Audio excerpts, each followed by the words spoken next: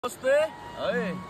अब आज चाहिँ मैले तपाईहरुलाई के देखाउन लागेको छु भने मसँग भएको चीज चाहिँ यो कतिलाई थाहा छैन होला, कतिलाई थाहा छ होला है।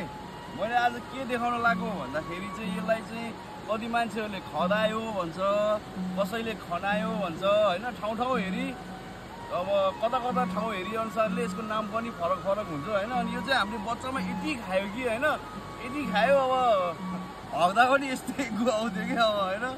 के भन्ने लास्ट मिठो हुन्छ कि यो फल चाहिँ बल्लै मिठो हुन्छ। यसलाई धोएर टक्कलाई धोएर ल्याइसकेको छु मैले। अब यसको चाहिँ भित्रपट्टि चाहिँ मैले यस्तो देखाउँछु तपाईहरुलाई।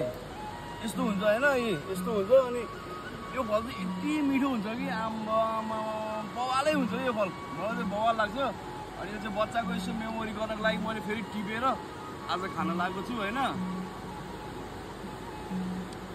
वाउ, यसको सिजन चाहिँ खास गरी असार महिनाको अन्तिमतिर हो हैन। अनि अझै खासै राम्रोसँग पाकेको छैन, त्यो पनि मैले ट्राई गरेँ।